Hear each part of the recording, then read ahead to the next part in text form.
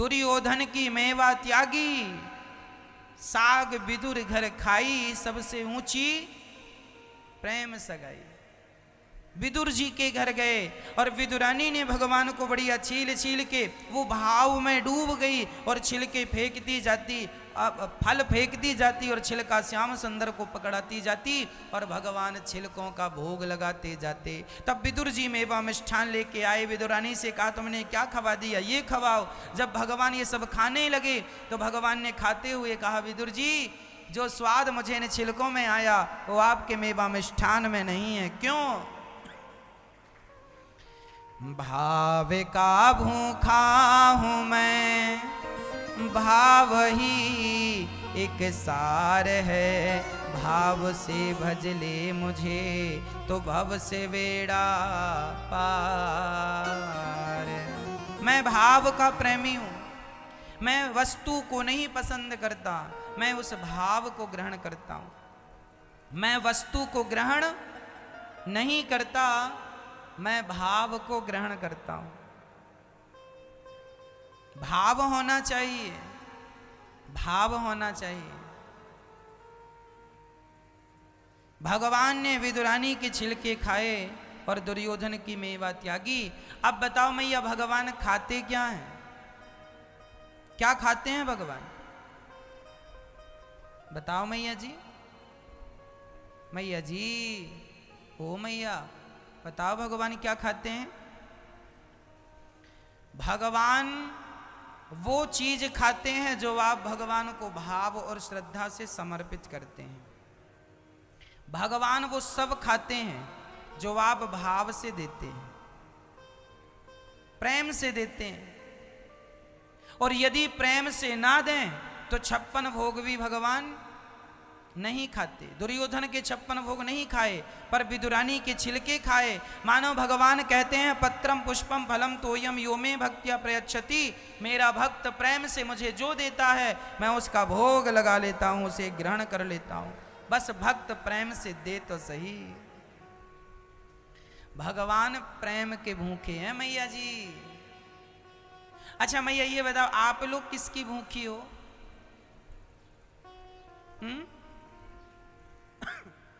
आप अपने पति से क्या चाहती हो? प्रेम।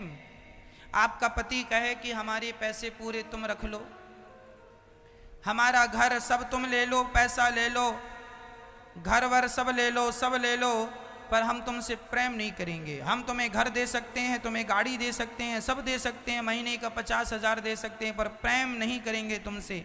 तो क्या आपको घर अच्छा लगेगा, पैसा अच्छा लगेगा? क्या अच्छा लगेगा?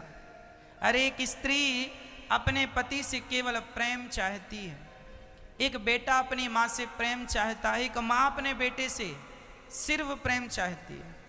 अरे बूढ़ी सी माँ अपने बेटे से कोई धन दौलत थोड़ी मांगती है, प्रेम से बेटा मुझे प्यार से माँ कहता रहे, प्यार करता रहे, पूछता रहे, प्यार से रोटियां देता रहे। माँ प्रेम चाहती है, माँ धन दौलत नहीं चाहती। छोटे छोटे बच्चे भी ना प्रेम की भाषा समझते हैं।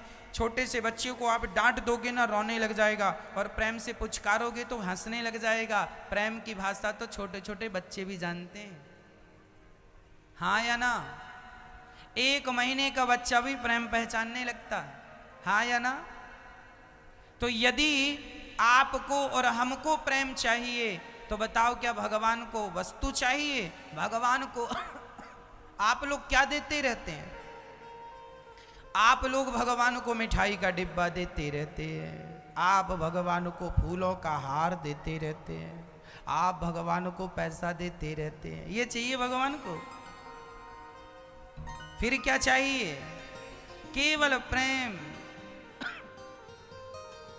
बिहारी जी के मंदिर में एक बार हम खड़े थे और वहां पर लोगों की बड़ी भीड़ लगी थी।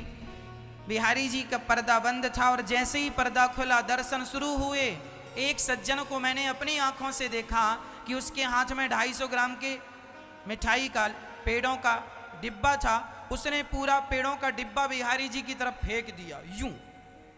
अब सोचो कि वो जाके भगवान को लगता तो भगवान की क्या हालत होती। आज लोग ऐसे ही करते हैं। आप लोग मंदिर जाते हैं ना तो 1 रुपए निकालते हैं और मंदिर के अंदर फेंक देते हैं, ये लो अच्छा, भगवान को पैसा फेंक के दे रहे? वाह वाह वाह, ये तुम्हारी समझदारी है। कई लोग ना भगवान की तरफ मिठाई फेंक देते हैं। लो, अच्छा तुम्हें हम बुलाएं अपने घर और तुम्हें भी फेंक फेंक के रोटियां परो, ए लो सब्जी लोगे, फेंक के दे दे, लो, आपको अच्छा लगेगा? तो भगवान के साथ ऐसा व्यवहार करते हैं और सोचते हैं आपकी भगवान हमारी सुनेंगे, फिर अच्छे से सुनेंगे भगवान। ऐसे नहीं, ये मर्यादाएं नहीं है, भगवान है वो, ऐसे नहीं होता। फिर कैसे होता है? बिहारी जी के मंदिर जाओ, लड्डू पेड़ा जो खरीदना है खरीदो, पर फेंक के देने। अब लोगों ने माला खरीदा 100 रुपए 50 रुपए, और माला खरीद करके वो भगवान जी की तरफ वो जोर से फेंक दी, तो क्या हुआ? फेंकने से चढ़ गई। लोगों को पता ही नहीं कि करना क्या है, सिद्धांत ही नहीं पता। एक मैया मंदिर गई, शंकर जी, सावन चल रहा है, अभी देखना शंकर जी के मंदिर में सारे नंदियों के मुंह में मिठाई चिपकी होगी। हमारी माताएं मंदिर जाती हैं, नंदी के मुंह में मिठाई चिपका के आ जाती है, उनको लगता है मुंह में चिपका देंगे तो नंदी खा लेगा। नवरात्रि आती है तो दुर्गा मैया के मुंह में यदि मुंह तक हाथ ना पहुंच पाए तो दुर्गा मैया के सिर में तो मिठाई चिपका ही देती हैं माताएं, तू ही खा, तू ही खा। शेर के मुंह में मिठाई चिपका दी, चिपकी है मिठाई। माता जी के मुंह तक हाथ पहुंच गया तो माताएं माता जी के मुंह में मिठाई चिपका देती हैं। ये भक्ति है आपकी, ये है भक्ति। भारत इतना अज्ञानी नहीं था जितना आज हो चुका है।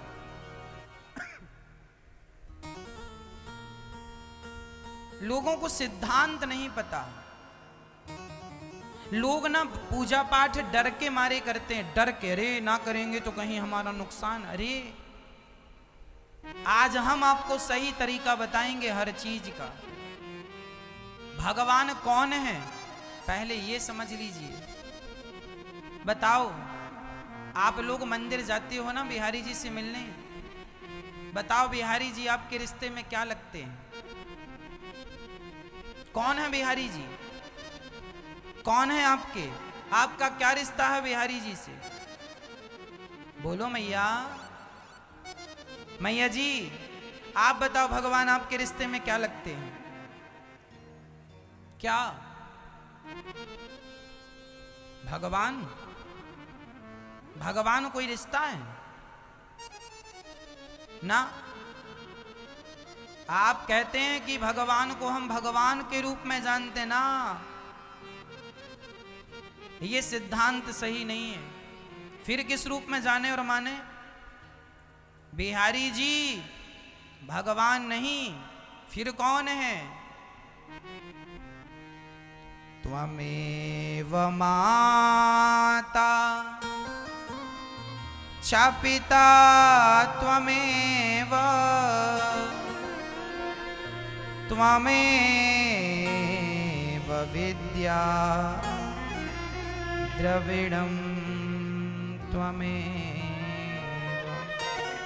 त्वमेव माता च पिता त्वमेव, त्वमेव बन्धुश्च सखा त्वमेव, त्वमेव विद्या द्रविणं त्वमेव, त्वमेव सर्वं मम देव। मात पिता तुम मेरे, शरण गहूं किसकी? अरे बिहारी जी भगवान है, पर उस भगवान को हम भगवान के रूप में स्वीकार ना करें, उसी भगवान को हम अपने माता पिता के रूप में स्वीकार कर लें। वो हमारे कौन है? माता पिता। माता यशोदा ने श्री कृष्ण को क्या माना? क्या माता यशोदा को पता नहीं था कि कृष्ण भगवान है? पर उस माँ यशोदा ने श्री कृष्ण अर्थात भगवान को भगवान के रूप में स्वीकार नहीं किया, उन्होंने उन्हें पुत्र के रूप में स्वीकार किया। द्रौपदी को पता था कि ये भगवान है, पर उस परमात्मा से, उस भगवान से द्रौपदी ने एक रिश्ता बनाया और भाई का नाम दिया उस रिश्ते को। अर्जुन ने कृष्ण से रिश्ता बनाया। कृष्ण, अर्जुन को पता था कृष्ण भगवान है, पर अर्जुन ने कहा कृष्णम वंदे जगत गुरुम शिष्यस्ते हम, मैं आपका शिष्य, आप मेरे गुरु, कृष्णम वंदे जगत गुरु। अर्जुन ने गीता में कहा है शिष्यस्ते हम, मैं आपका शिष्य हूं। क्या रिश्ता बनाया? उस भगवान से डायरेक्ट भगवान बनाकर कुछ मांगोगे तो कुछ नसीब नहीं होगा, उस भगवान से एक रिश्ता बनाना पड़ेगा। अर्जुन ने रिश्ता, गोपियों ने क्या माना? गोपियों ने क्या माना? गोपियों ने श्याम सुंदर को पति माना। अयोध्या की जनता ने राम को, अपना भगवान को अपना राजा माना। इस दुनिया में सबने भगवान से कोई ना कोई रिश्ता जोड़ा है। आपसे प्रार्थना इतनी है कि भगवान से आप भी एक रिश्ता जोड़ लीजिए, एक संबंध जोड़ लीजिए। और याद रखना भक्तों, यदि तुम उसे भगवान ही मानते रह जाओगे तो काम नहीं बनने वाला। उस परमात्मा से रिश्ता सोचो। गाड़ी में, गाड़ी के टायर की हवा निकल गई, तो हवा जब निकल गई तो आप हवा कैसे भरोगे? हवा तो सब जगह, एक आदमी बोला भैया हवा कहाँ मिलेगी? बोली हवा सब जगह, हवा कहाँ चाहिए? बोल सब जगह हवा, ये हवा निकल रही मेरी नाक से, तुझे कौन सी हवा? बोली मुझे ये वाली हवा नहीं चाहिए। हवा है तो सब जगह, पर मुझे वो वाली हवा चाहिए जो हवा एक मशीन के माध्यम से ट्यूब के अंदर चली जाए, टायर में चली जाए, अर्थात अंदर चली जाए। अच्छा, तो फिर दुकान चले जाओ। संपूर्ण विश्व में हवा व्याप्त है, पर सारी हवा से आपका पंचर ठीक नहीं हो सकता गाड़ी का। उस पंचर को ठीक करने के लिए गाड़ी में ट्यूब में हवा भरने के लिए मशीन का सहारा लेना पड़ता है कि नहीं? उसी प्रकार भगवान तो हवा की तरह सर्वव्यापी हैं, पर उसी परमात्मा से जब कोई संबंध आप बना लेते हैं तो वह भगवान आपकी सुनने लग जाते हैं, वह भगवान आपके करीब आ जाते हैं। जैसे वही हवा मशीन में आई तो आपके ट्यूब में चली गई, आपका पंचर ठीक हो गया। अर्थात ईश्वर से संबंध जोड़ना होगा। मैं अपना संबंध क्या रखता हूं जानती हो मैया? बिहारी जी मेरे कौन हैं? बिहारी जी मेरे माता और पिता हैं। ये दास अनिरुद्ध अपने बिहारी जी को अपना माता पिता मानता है। नाथ, मुझे नहीं पता कि तुम भगवान कैसे वाले भगवान हो, हम नहीं जानते आपके भगवत स्वरूप को। आप तो विशाल हैं, सागर हैं, आपकी गहराई तक हम कभी नहीं जा सकते, पर आप भगवान हैं, पर हम आपको अपने माता पिता के रूप में देखते हैं। आप हमारे माता हो और पिता हो, आप हमें अपना पुत्र रूप समझिएगा। हम आपकी संतान हैं, और बेटा कितनी भी गलती करे पर माँ बाप उसे क्षमा कर ही देते हैं। इसलिए बिहारी जी, मैं लाख अपराधी हूँ, पर आप मेरे माता पिता हैं, इसलिए मुझे क्षमा जरूर कर दीजिए, क्योंकि मैं आपका ही हूँ। अब आपका रिश्ता होना चाहिए भगवान से, एक संबंध होना चाहिए, चाहे मित्र का ही हो।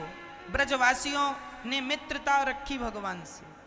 ब्रजवासी जोड़ी कृष्ण को भगवान कहते थे। ब्रजवासी कहते थे मारो कन्हैया है, मारो मित्र है, मारो सखा है, दोस्त है, फ्रेंड है। ब्रजवासी कभी ये नहीं कहते हमारा भगवान है। ब्रजवासी कहते हैं कि ये हमारा मित्र है, सखा है। मीराबाई कहती है ये कृष्ण जो है ना, ये मेरे हैं, अधिकार मेरा अधिकार है। कौन है? मेरे पति हैं, प्राण हैं, सब कुछ हैं ये।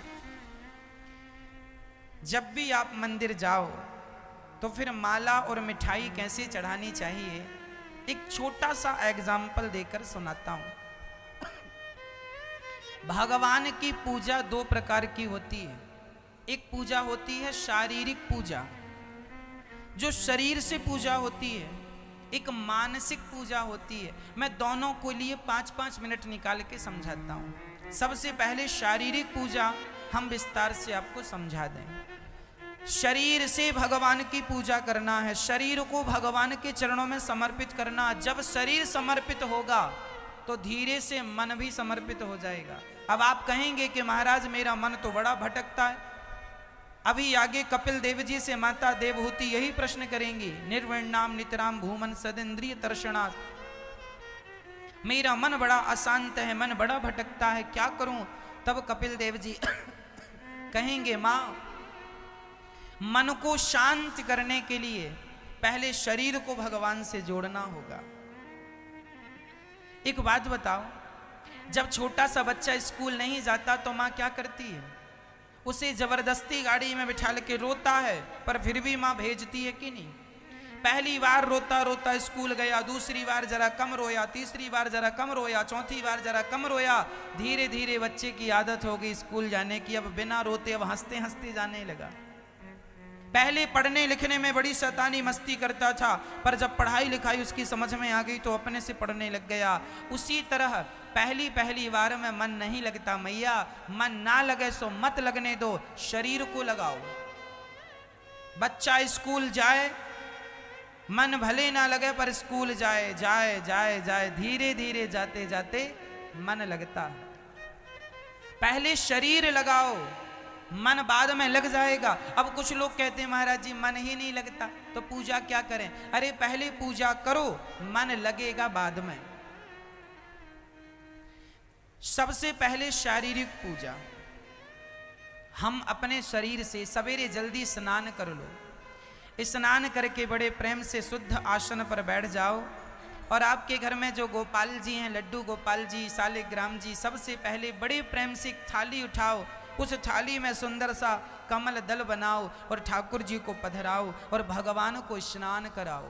ये शारीरिक पूजा है, शरीर से आप भगवान को नहला रहे हैं। बड़े प्रेम से जल की धार, दूध की धार, जो भी आपके पास उपलब्ध है, कुछ नहीं है तो जल से गोपाल जी को स्नान कराओ। स्नान करा के बड़े प्रेम से भगवान को सुंदर सुंदर सी सेवाएं करो। भगवान को बिठा के बड़े प्रेम से, है ना, जो आपके पास उपलब्ध है, दूध है, दही है, घी है, शक्कर है, कुछ नहीं है, सिंपल पानी, जल, तोयम, जल से स्नान कराइए। और भगवान को जल से स्नान करा के बड़ी श्रद्धा से भगवान को अपनी गोद में बिठाकर उनके सर्वांग शरीर को पोंछना चाहिए। पोंछिए उन्हें। पहुंचने के बाद उन्हें अपनी एक सुंदर सी आसन पर, जो चौकी है, उस पर बिठाइए और बिठाकर भगवान का श्रृंगार कीजिए, है ना, भगवान का श्रृंगार कीजिए। ज्यादा से ज्यादा समय भगवान को दीजिए। क्या होगा जब आप ज्यादा से ज्यादा समय भगवान को देंगे ना, तो धीरे धीरे भगवान से प्रेम बढ़ेगा। क्या होगा इससे? मूर्ति पूजा क्यों करते हैं हम लोग? इसलिए कि इसी बहाने भगवान से प्रेम बढ़े। प्रेम ही तो सबसे बड़ी बात है ना। तो भगवान का श्रृंगार किया करो, ठाकुर जी को वस्त्र पहनाओ, श्रृंगार करो, और बस उन्हीं को 2 मिनट, 5 मिनट, 10 मिनट जरा भगवान को टुकुर टुकुर देखा करो, बातें किया करो। तो भगवान से, हे श्याम सुंदर, आपके सिवा हमारा इस धरती पर कौन है? आप ही हमारी माता हैं, आप ही हमारे पिता हैं, आप ही हमारे बंधु और आप ही हमारे सखा हैं। हे श्याम सुंदर, यदि आज आपने हमें नमक रोटी दी है, कोई नहीं है। हम जमाने से कितना भी रिश्ता जोड़ लें, पर ये रिश्तेदार हमारे नहीं है मैया। भरोसा ना कर लेना इन रिश्तेदारों का, ये रिश्तेदार हमारे नहीं हैं। हमारे तो केवल बिहारी जी हैं। ये दुनिया के लोग तो स्वार्थी हैं। ये आपके पीछे पीछे तब तक ही चलेंगे जब तक इनका स्वार्थ होगा। स्वार्थ पूरा हो जाएगा आपको छोड़ के उसी क्षण चले जाएंगे। ये रिश्तेदारों के चक्कर में ना पड़ना, ये जमाने के चक्कर में ना पड़ना। हम तो निवेदन करेंगे बेटा बेटी के चक्कर में ना पड़ना। सदा भगवान को अपना सब कुछ मानना, यही तुम्हारे सब कुछ है। जो मानना है इनको मानो। भगवान को ज्यादा से ज्यादा समय दो, बातें करो, चिंतन करो, अहरनिश भगवान का स्मरण करो। कोई रिश्ता बना लो और पूजा करो। ये कौन सी सेवा है मैया? ये कौन सी पूजा हुई? ये शारीरिक पूजा हुई। अब मैं एक मानसिक पूजा आपको कराता हूं। जरा सभी लोग रीढ़ की हड्डी सीधी कर लो। मैया, ओ मेरी माँ, अच्छे से बैठ जाओ, रीढ़ की हड्डी सीधी कर लो और हम जो जो कहते चलें वह वह कल्पना करते चलना, इमेजिन करते चलना। जो जो हम कहें वह वह करते चलना। हाँ, आप ये भाव बना लो कि हम वृंदावन में बैठे हैं। आप लोग तो बैठे ही हैं, जो टीवी पर सुन रहे हैं, यूट्यूब पर सुन रहे हैं, आप लोगों से कह रहा हूं आप भी थोड़ी देर के लिए ये भाव बनाओ कि आप श्री धाम वृंदावन में बिहारी जी के सामने बैठे हैं। और आप ऐसा भाव बनाइए कि आपके सामने सुंदर सी सिंहासन पर नेत्र बंद कर लीजिए अपने अपने, और भाव से वृंदावन आकर ऐसा भाव बनाइए कि हमारे नेत्रों के सामने बिहारी जी विराजमान है। श्री श्याम सुंदर, उनकी सुंदर सी घुंघराले से उनके बाल, सुंदर सी मुकुट उन पर विराजमान है, और उनके सुंदर से घुंघराले घुंघराले बाल, उनकी सुंदर सी अधर, सुंदर से गाल। भगवान के एक एक अंग का दर्शन कीजिए, उनके हाथों का दर्शन, उनकी कमर का दर्शन, उनके चरणों का दर्शन कीजिए। और बगल में श्याम सुंदर के बाजू में श्री किशोरी जी अर्थात श्री राधा रानी खड़ी हैं। सुंदर से उनके गुलाबी गुलाबी चरणों का चिंतन, श्री राधा रानी के चरणों का पावन सा चिंतन कीजिए। किशोरी जी राधा रानी को देखिए कि वो आपकी तरफ देखकर मुस्कुरा रही हैं, श्याम सुंदर भी आपको देख रहे हैं। ऐसा भाव बनाइए कि आप श्याम सुंदर को देख रहे हैं और वो आपको देख रहे हैं। अब आप भाव बनाइए कि आप भगवान के लिए बढ़िया सा भोग तैयार कर रहे हैं, बढ़िया मोतीचूर के लड्डू। भाव बनाइए कि आप मोतीचूर के बढ़िया बढ़िया देसी घी के लड्डू बना रहे हैं, और बना करके एक थाली पर सजाया और तुलसी का पत्ता डाला और आप ले गए और अपने हाथों से बिहारी जी को आप लड्डू खिला रहे हैं। ऐसा भाव बनाओ कि हम लड्डू लेकर ठाकुर जी को खिला रहे हैं और श्याम सुंदर हमारे हाथों से लड्डू खा रहे हैं। श्री किशोरी जी, श्री राधा रानी भी हमारे हाथों से लड्डू लेकर खा रही हैं। तभी किशोरी जी ने लड्डू लिया और अपने हाथों से श्याम सुंदर को लड्डू खिलाया। तभी श्याम सुंदर ने लड्डू उठाया और अपने हाथों से श्री राधा रानी को लड्डू खिलाया। एक दूसरे को वो लड्डू खिला रहे हैं और हम उनका ये सुंदर सा दर्शन कर रहे हैं, एक दूसरे को लड्डू खिलाकर।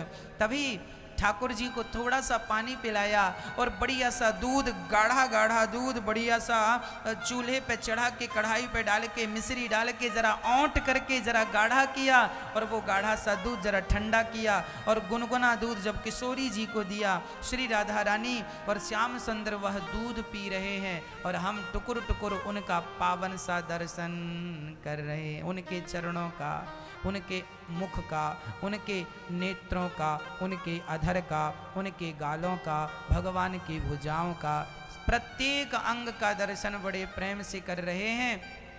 तभी सुंदर दूध पिलाने के बाद मन हुआ कि चलो भगवान को सुंदर सी कमल की माला पहनाते हैं। तो भाव बनाइए कि हम कमल का पुष्प लेकर आ रहे हैं और कमल के पुष्पों की अपने हाथ से माला गूंथ रहे हैं, और माला हमने किशोरी जी को दिया, एक माला हमने श्याम सुंदर को दिया, और ठाकुर जी राधा रानी श्याम सुंदर को माला पहना रही हैं और श्याम सुंदर श्री किशोरी जी को अर्थात श्री राधा रानी को माला पहना रहे हैं। और जब ये माल्य अर्पण हो गया तब भाव से एक सोने की सिंहासन, जरा सोने की सिंहासन खरीद के लाओ भाव से, और सोने की सिंहासन बढ़िया चमकती हुई, उस पर हमारी किशोरी जी श्री राधा रानी श्याम सुंदर बैठे हैं। और जब वो बैठ गए तो हमने एक सुंदर सी थाली सजाई, आरती सजाई, और बड़े प्रेम से हम श्याम सुंदर की, गौरी गोपाल भगवान की आरती उतार रहे हैं। बड़े प्रेम से आरती उतार के हमने भगवान से, श्याम सुंदर से, गौरी गोपाल भगवान से हाथ जोड़कर कहा, हे श्याम सुंदर, हे किशोरी जी, जब तक ये शरीर है तब तक ये शरीर सदा आपकी भक्ति में, आपकी सेवा में लगा रहे, यही वरदान दीजिएगा। हे राधा रानी, हे श्याम सुंदर, मैं आपसे कोई धन दौलत की चाहत नहीं रखता, जब तक ये शरीर है तब तक आपके चरणों की सेवा करता रहूं, करती रहूं, सदा आपके चरणों का चिंतन करता रहूं। हे किशोरी जी, हे राधा रानी, हे श्याम सुंदर, आप ही हमारी माता हैं, आप ही हमारे पिता हैं। श्याम सुंदर, इस संसार में हमारा कोई नहीं है, हम तो आपकी मर्जी के गुलाम हैं। जैसे आप नचाना चाहें नचाइएगा, जैसे आप चलाना चाहें चलाइएगा, हम तो पूर्ण रूप से आपके हैं। हे नाथ, प्रार्थना सिर्फ इतनी है, तभी भाव बनाइए कि हमने एक चरण राधा रानी का पकड़ा और एक चरण श्याम सुंदर के, दोनों के चरणों को पकड़ के हमने अपने मस्तक पर श्री किशोरी जी के चरण और श्री श्याम सुंदर के चरण पधरा दिए, हमने अपने मस्तक पर रख दिए और भगवान से यही मांग रहे हैं कि हे नाथ, हे गौरी गोपाल भगवान, अब आपके चरण सदा मेरे मस्तक पर बने रहें और कभी अब ये चरण मेरे मस्तक से हटे ना, हर पल आपके चरणों का मैं अनुभव करता रहूं, करती रहूं। भगवान के चरणों का हम अनुभव करते रहें, स्पर्श करते रहें, प्रार्थना करते रहें। हे नाथ, आपके सिवा हमारा कोई नहीं है। हे नाथ, मैं आपको कभी भूलूं नहीं। हे नाथ, मैं आपको कभी भूलूं नहीं। हे नाथ, मैं आपको कभी भूलूं नहीं। श्रीमन्नारायण चरणौ शरणं प्रपद्ये, श्रीमते नारायणाय नमः। श्रीमन्नारायण चरणौ शरणं प्रपद्ये, श्रीमते नारायणाय नमः। श्रीमन्नारायण चरणौ शरणं प्रपद्ये, श्रीमते नारायणाय नमः। श्रीमन्नारायण चरणौ शरणं प्रपद्ये, श्रीमते नारायणाय नमः। हरिः शरणं, हरिः शरणं, हरिः शरणं।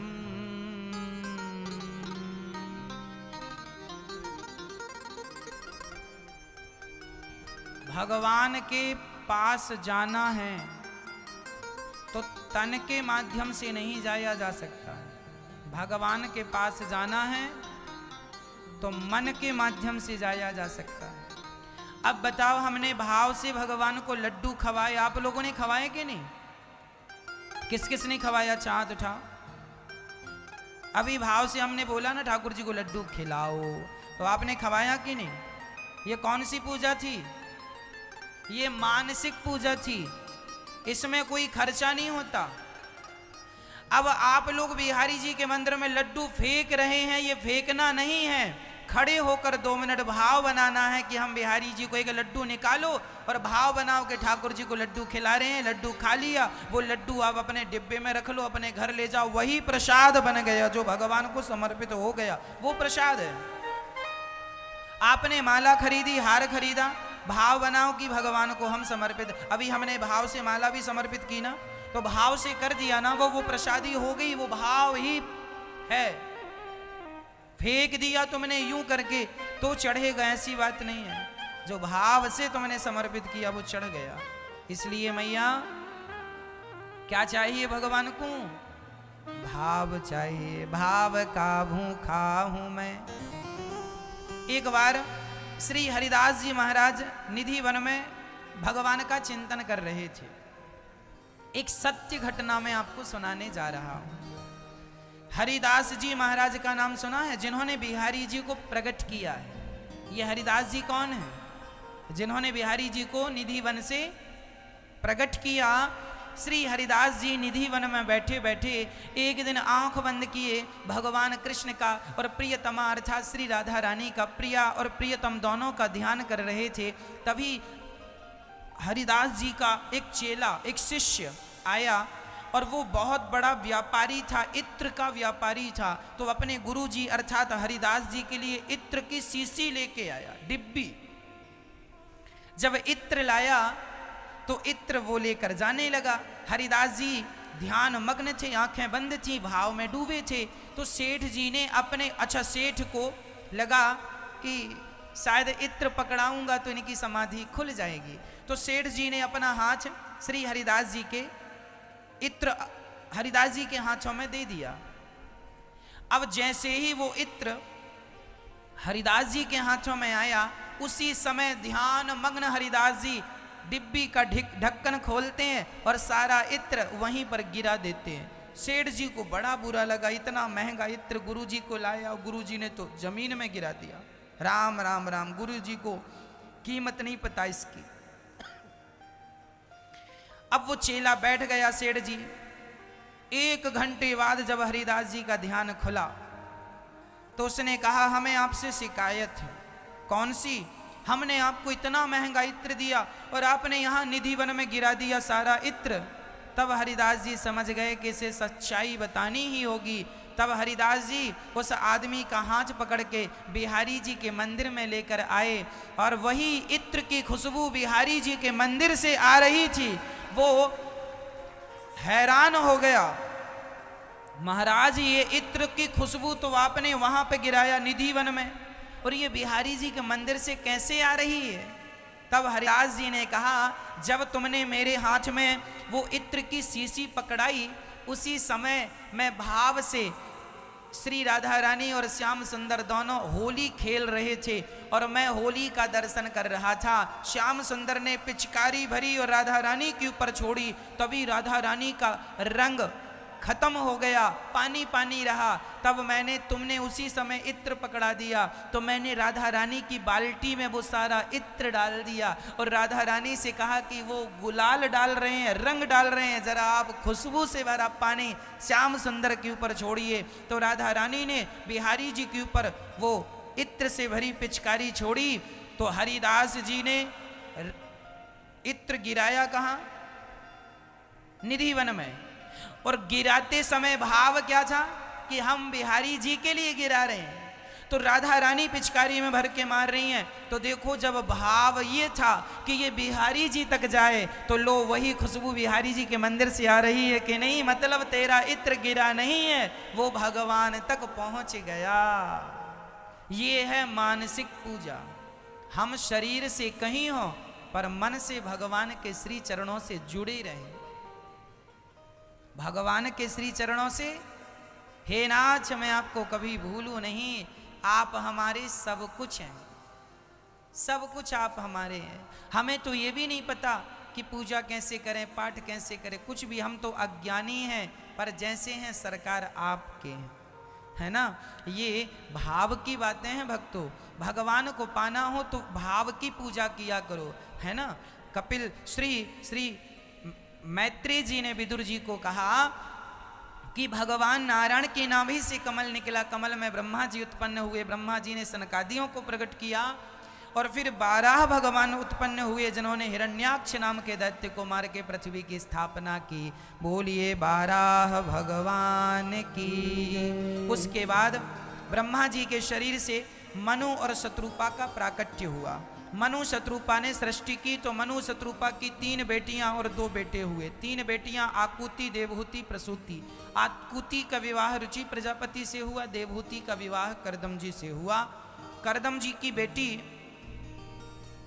करदम जी की 9 बेटियां हुई, अनुसुईया, कला, अरुंधति इत्यादि 9 ब्रह्मा मानस पुत्रों से ब्याही गईं। अब करदम जी अपनी पत्नी देवहूति से कहते हैं, मुझे आज्ञा दो, मैं जाऊं, अपने कर्तव्य को पूरा कर दिया, मैं जाऊं। महाराज अभी एक कर्तव्य और रह गया है, मुझे पुत्र की कामना है। करदम जी रुके और माता देवहूति के गर्भ से एक सुंदर सा पुत्र हुआ, कपिल भगवान हुए। कपिल भगवान के होते ही करदम जी चल पड़े। बोलिए कपिल देव भगवान की। कपिल देव जी अब समझदार, वो तो भगवान ही थे। करदम जी चल पड़े। यहाँ एक छोटा सा संदेश आपके लिए, बच्चे समझदार हो जाएं, जिम्मेदार हो जाएं, तो जरा बच्चों से दूरी बना लेना चाहिए, है ना भैया। आपकी बेटी शादी हो गई, विवाह कर दिया, बेटी अपने घर में कुशल से है, तो माँ को जरा अपनी बेटी से दूरी बना लेना चाहिए। ज़्यादा से ज़्यादा नज़दीकियाँ भगवान से होनी चाहिए। और आप लोगों की नज़दीकियाँ ना, माँ की नज़दीकी बेटी से और पिता की नज़दीकी बेटे से, ये नज़दीकियाँ जल्दी से जाती नहीं है। आदमी बूढ़ा हो जाता है, फिर भी वो संसार में उलझा पड़ा है। मेरा बेटा, मेरा नाती, मेरा पोता, मेरी बेटी, इनसे तुम्हारा उद्धार हो जाएगा, कल्याण हो जाएगा। अरे सोइए मत, जागो भक्तो, अपना नाश ना कर लेना। ये मनुष्य का शरीर बड़े भाग्य से मिला है, आज मिला है कल मिलेगा इसकी गारंटी नहीं है। शरीर मिला है, मोह ममता में ना उलझाइएगा। आप लोगों का बड़ा प्रेम होता है अपनी बेटी से, क्यों? बेटी अपने घर में व्यस्त है काम धाम में, फिर भी माँ ने फोन लगा के, कैसी हो बेटी, सवेरे भी बात हुई तो शाम को भी, दिन भर बतियाती हो, क्या बातें हैं? 2-2 बार, अरे हफ्ते 15 दिन में एक बार लगा लिया फोन। तुम्हारे बार बार फोन लगाने से ना तुम्हारे दामाद डिस्टर्ब होते हैं। जब देखो तब सासू माँ फोन लगाती रहती है, जब देखो तब फोन में बात चलती रहती है। इसलिए मम्मी का ज़्यादा फोन आना बेटी के पास यह भी ठीक नहीं है। हाल चाल तो लेना चाहिए, पर तुम्हारी ज़्यादा नज़दीकियों से कहीं बेटी का घर ना बिगड़ जाए। होता है मेरी माँ, भारत में ऐसा होता है। माँ बाप का ज़्यादा इंटरफेयर होता है ना बेटी में, तो बेटी जरा सी लड़ाई हो गई, आज पति पत्नी में जरा नोक झोंक हो गई, बात विवाद हो गया, अब बेटी रो रही है, माँ आज इन्होंने ये कह दिया, बहुत डांटा, ये कह दिया, तेरे बाप का है क्या ऐसा कह दिया, अरे ऐसा कह दिया, एक काम कर झोला पैक कर, मैं यहाँ भेजती हूँ किसी को, आजा। लो छोटी सी बात के लिए माँ ने बुला लिया, बेटी घर चली गई, मायके चली गई। माँ ने रखा, अरे बेटी हमारे लिए कोई बोझ है क्या? अरे छोटी सी बात थी, वो घर में ही सब ठीक कर लेती, पर तुम बड़ी होशियार बन रही हो, ले आए घर में। क्या हुआ? दूर रहने से दूरियां ही बढ़ती हैं और नज़दीक रहने से नज़दीकियां बढ़ती हैं। इसलिए गृहस्थी जीवन में ये लापरवाही कभी ना करना। जो माँ बात बात में अपनी बेटी को मायके बुला लेती है, बात बात में विवाद करती है, वह माँ अपनी बेटी का भला नहीं, आप बुरा ही चाह रही हो उस बेटी का। यदि बेटी के ऊपर कोई बड़ा संकट आ गया है, तब तो आपका इंटरफेयर करना ठीक है। कोई बड़ी विपत्ति है, बड़ी मुसीबत है, तुम्हारी बेटी को जरा प्रताड़ित किया जा रहा है, तब आप माँ बाप का बोलना उचित है, पर बात बात में बोलना उचित नहीं है। हाँ कि ना? एक लड़की ने मुझे अपनी दास्तां सुनाई, महाराज मैं अपने माँ के घर आ गई, मेरे पति में थोड़ी सी कहा सुनी हो गई, माँ ने कहा घर आ जा, और मैं माँ के घर आ गई, और क्या हुआ, धीरे धीरे वो बातें और बढ़ती गईं। कहावत सुनी होगी, राई का पहाड़, कहावत होती है छोटी सी बात को लोग राई का पहाड़ की कहावत आप जानते कि नहीं? हाँ कि ना? फिर हम दूसरी कहावत से समझाएं आपको, इसी से समझ लेंगे। अच्छा, राई का पहाड़ अर्थात छोटी सी बात को बड़ी कर देना, छोटे से झगड़े को लोग खींच खींच के बड़ा कर दे, अरे समाप्त करो, रात गई बात गई, खत्म करो। अब एक लड़की मेरे पास आई, गुरुजी मैं अपनी माँ के कहने पर अपने मायके आ गई अपने पति से छोटी सी बात को लेके, और मैं सोची ठीक हो जाएगा ठीक हो जाएगा, पर बात विवाद बढ़ता गया और परिणाम ये हुआ कि मेरे पति ने मुझे तलाक दे दिया, वो दूसरी शादी कर लिए, और मेरी माँ जो मेरे को बुलाई वो माँ तो अब भगवान के घर चली गई। अब यहाँ मैं ना घर की रह गई ना घाट की। भौजाई रोज पोंछा लगवाती है, झाड़ू लगवाती है और ताने और मारती है, कर अपने पति की ना हो सकी, यहां पड़ी है। कल तुम्हें ताने सुनना हो अपनी भाई भौजाई के, तो फिर मां के कहने पर आना।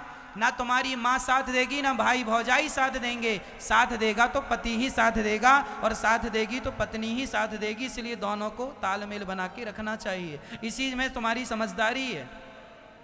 समझ लो मेरी बात, बहुत काम आएगी, नहीं तो पछताओगे।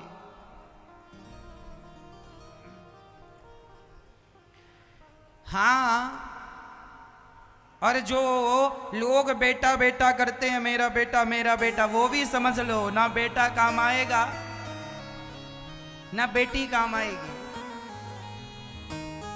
बेटा काम आएगा, कौन काम आएगा? तुमने जो अच्छे पुण्य किए हैं वही पुण्य तुम्हारे काम आएंगे।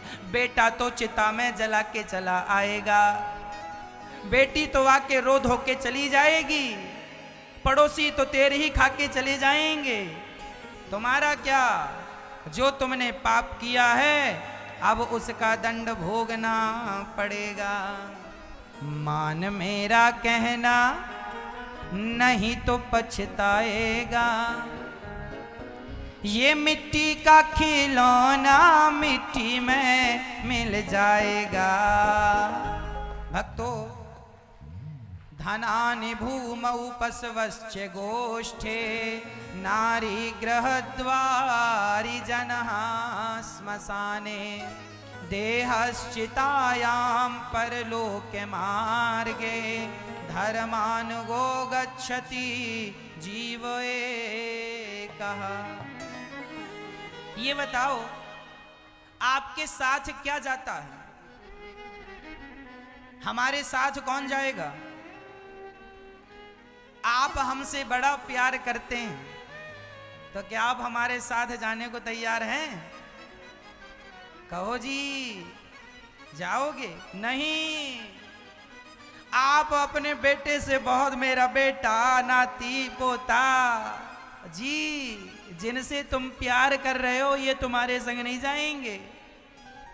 जो प्यार करना था भगवान से, वो प्यार तो तुमने किया नहीं, और ये संसार के लोगों से प्यार करते फिरते हो। हमारा पैसा संसार तक साथ देता है। डॉक्टर से कहा, डॉक्टर साहब 10 लाख रुपए ले लो पर जान बचा लो। अभी कोरोना काल में लोगों ने 20-20 लाख रुपए देने को तैयार थे। भैया हमारे आदमी की जान बचा लो, व्यक्ति की जान। पैसे जितने लेना ले लो, पर पैसे देने से भी क्या तुम्हारी श्वास बच पाई? इससे ये सिद्ध होता है कि धन यहीं तक साथ देगा, और यहां भी पूर्ण रूप से आदमी का साथ नहीं देता। पैसों से सब खरीदा जा सकता है, तुम्हारी श्वासें नहीं खरीदी जा सकती। हाँ या ना? तो पैसा यहां तक, धनानि भूमौ, आपके गाय बछड़े हाथी घोड़े ये सब वहीं तक साथ देंगे जहां तक बंधे हैं, जहां बंधे हैं। पत्नी कहां तक साथ देगी? पत्नी द्वार तक साथ देती है। रोती रोती पत्नी दरवाजे तक जाती है, और जब जाता है जनाजा अर्थी तो द्वार में जाकर के रोती है। द्वार तक पत्नी का साथ, बेटे का, रिश्तेदारों का, पड़ोसियों का साथ कहां तक? शमशान तक साथ। इन लोगों का साथ कहां तक? तुम्हारे रिश्तेदार कहां तक जाएंगे? शमशान तक। बेटा कहां तक जाएगा? शमशान तक। वहां से सब वापस लौट आएंगे तुम्हें जला कर। तुम्हारा शरीर कहां तक साथ देगा? चिता तक। और चिता में शरीर जल गया, उसके बाद की यात्रा आपको अकेले करनी होगी। कौन साथी बनेगा? धर्मानुगो गच्छति जीव एकहा। हमारे द्वारा किया गया पाप और पुण्य वही हमारे अंत में यात्रा का सहयोगी है। हमारा पुण्य हमारे साथ जाता है और हमारा पाप हमारे साथ जाता है। इसलिए पाप ना कीजिएगा, सिर्फ पुण्य की गठरियां बांध लीजिएगा। मान मेरा कहना अकेला उड़ जाएगा, मिट्टी का खिलौना मिट्टी में मिल जाएगा।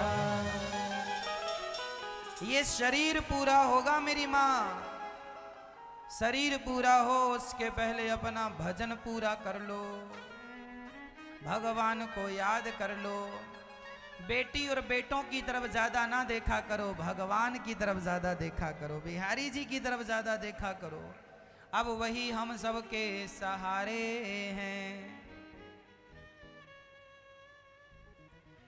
जो लोग अपने बेटों की तरफ देखते थे, अब बेटों ने तो उनकी तरफ देखना ही छोड़ दिया।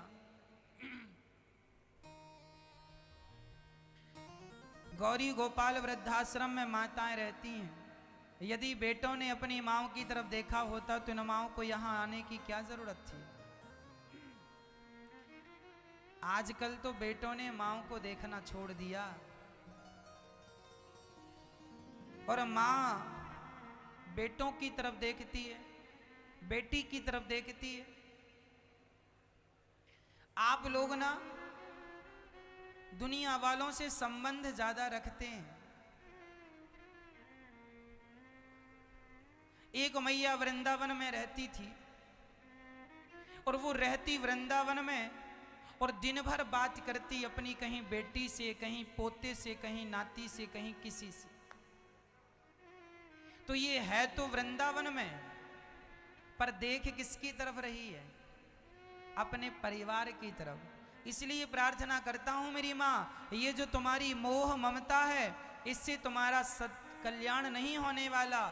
सब प्रकार से मोह ममता त्याग कर सदा सदा के लिए भगवान के हो जाओ। समर्पण कर दो नाच, मैं आपकी हूं आप मेरे हैं।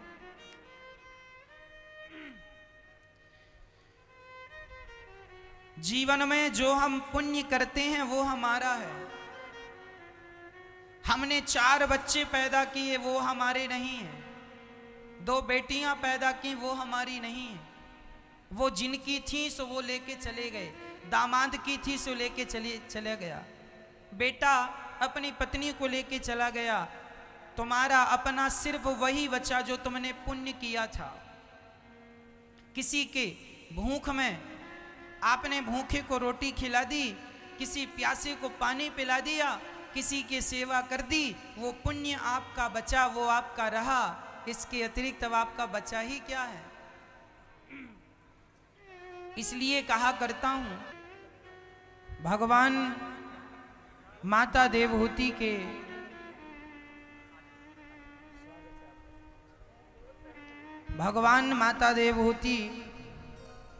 को उपदेश कर रहे हैं। कपिल भगवान कह रहे हैं, जब मां देवहूति ने कहा कि मेरा मन वश में नहीं है, क्या करूं? कपिल भगवान ने कहा, मां अभ्यासेन तु कौन्तेय वैराग्येण च गृह्यते। किसी का मन वश में ना हो तो मन को वश में करने का अभ्यास करना चाहिए। क्या करना चाहिए भक्तों? अभ्यास। जो कि हमने पूर्व में कहा कि बच्चा स्कूल नहीं जाता पर जाते जाते जाने लगता है। अभ्यास करने से हमें ना रोटी बनानी आने लगती है। अभ्यास से हम गाड़ी चलाना नहीं जानते थे पर अभ्यास से आने लगा। आज तक हमने जो सीखा है वह अभ्यास से सीखा है। मन वश में नहीं है तो मन को वश में करने का अभ्यास कीजिए। यदि इतना कुछ अभ्यास से आया है तो मन को वश में करना भी अभ्यास से आ जाएगा। कपिल भगवान ने मां को समझाया। मां, कपिल भगवान से पूछा, मां ने भक्ति क्या है? कपिल जी ने कहा, मां सेवा ही भक्ति है। मेरे द्वारा ही सब होता है, मैं ही सर्वरूप में हूं और जो मुझे सब में देख लेता है वही मेरा परम भक्त माना जाता है। जो मुझे सब में ना देख कर केवल मूर्तियों में मुझे देखता है वह तो केवल राख में आहुति करना मात्र है। ऐसा कपिल भगवान ने माता देवहूति से कहा। अहम सर्वेषु भूतेषु भूतात्मा अवस्थितः सदा। सब में मैं हूं। बच्चे का जन्म कैसे होता है? माँ के गर्भ में उसका 1 महीने में सिर तैयार होता है, दूसरा महीना लगते ही हाथ पांव निकल जाते हैं, तीसरा महीने स्त्री पुरुष के चिन्ह उत्पन्न हो जाते हैं। पूरा मेडिकल साइंस भरा पड़ा है भागवत जी में। आज डॉक्टरों ने भी परीक्षण करके यही शोध निकाल कर दिया कि किस प्रकार बच्चा माँ के गर्भ में 9 महीने तक रहता है। तीसरे महीने में ही बच्चे का लिंग परीक्षण होता है कि लड़का है कि लड़की है। ये किस महीने में होता है? तीसरे महीने में। और ये डॉक्टरों को अभी पता चला कुछ वर्षों पहले। हमारे शास्त्रों ने हजारों साल पहले भागवत जी का देखो ये मेडिकल साइंस का ज्ञान ये लिखा रखा है।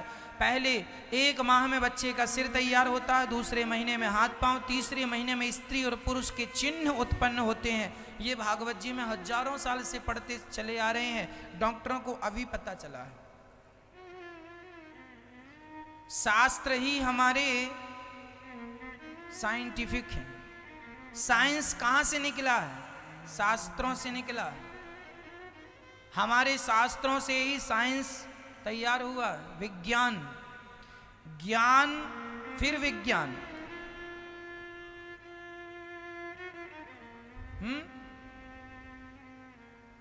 उदाहरण से समझाऊं। शंकर जी ने गणेश जी का सिर काट दिया, फिर गणेश जी का सिर हाथी का सिर जोड़ दिया। ये सर्जरी थी कि नहीं? हाँ या ना? सबसे पहली सर्जरी भगवान शंकर ने की कि नहीं? उसके बाद सर्जरी होने लग गई, डॉक्टर ने करनी शुरू कर दी। तो ये सर्जरी का जो विज्ञान है ये कोई आज का विज्ञान थोड़ी, ये तो हमारे शास्त्रों में कब से भरा पड़ा। दुनिया के सबसे बड़े डॉक्टर शंकर जी ने 2 बार सर्जरी की। एक बार बेटे की, एक बार ससुर जी की। दक्ष का भी सिर कटा तो बकरे का सर जोड़ा। सबसे बड़ी वैज्ञानिक साइंटिस्ट अर्थात डॉक्टर शंकर जी हैं। मां कपिल भगवान के ज्ञान से सिद्धा नाम की नदी बनकर बह गई। कपिल देव जी ने आचमन किया, सीधे गंगा सागर चले गए। मनु जी महाराज की तीसरी बेटी प्रसूति, जिनका विवाह दक्ष से हुआ। दक्ष की सबसे छोटी बेटी का नाम था सती। सती का विवाह शंकर जी से हुआ। एक बार भरी सभा में शंकर जी का खूब अपमान हुआ। दक्ष ने खूब गालियां दी, क्यों बुलाया ऐसे, मैं आया ये खड़ा नहीं हुआ। कुछ लोगों को ना थोड़ी थोड़ी बातें बुरी लग जाती हैं। अच्छा, बुरा किसे लगता है? जिसे अहंकार हो। दक्ष आए, शंकर जी स्वागत में खड़े नहीं, वह तो गालियां देने लगा, मेरा सम्मान नहीं हुआ। इसलिए कहा करता हूं ज्यादा सम्मान की भूख ना रखा करो। तुम्हारे अच्छे गुण होंगे, अच्छे कर्म होंगे तो सम्मान मिलता ही रहेगा। अब करना धरना कुछ नहीं और हमारा सम्मान करो। काहे सम्मान करे तुम्हारा? क्या किया है तुमने सम्मान जैसा काम? क्या किया सम्मान जैसा काम कि सम्मान हो? अहंकार बड़ा प्रबल है भक्तों। दक्ष को अहंकार आ गया और गालियों पर गालियां, गालियों पर गालियां देते गए। पर शंकर जी कोई उत्तर नहीं। अच्छा मैया, आपको कोई गाली दे तो आप क्या करते हैं? आप देते हैं गाली के नहीं? मैया जी, ओ मेरी माँ, आपको जब गाली कोई दे तो आप भी गाली देते हैं या नहीं? हाँ या ना? देते हैं। आप एक नहीं, ब्याज सहित 2 देते हैं। तुमने 1 दी, हमसे 2 लो, 1 लगाओ 2 पाओ। आजकल आदमी ना कुत्तों जैसी हरकत करता है। एक कुत्ते ने दूसरे कुत्तों को किया भौं, उसने भी कर दिया भौं भौं। सास ने बहू से किया भौं, बहू ने हम कम है क्या भौं भौं। तुमने 1 बार भौंका, हमने 2 बार भौंका। यही चल रहा है।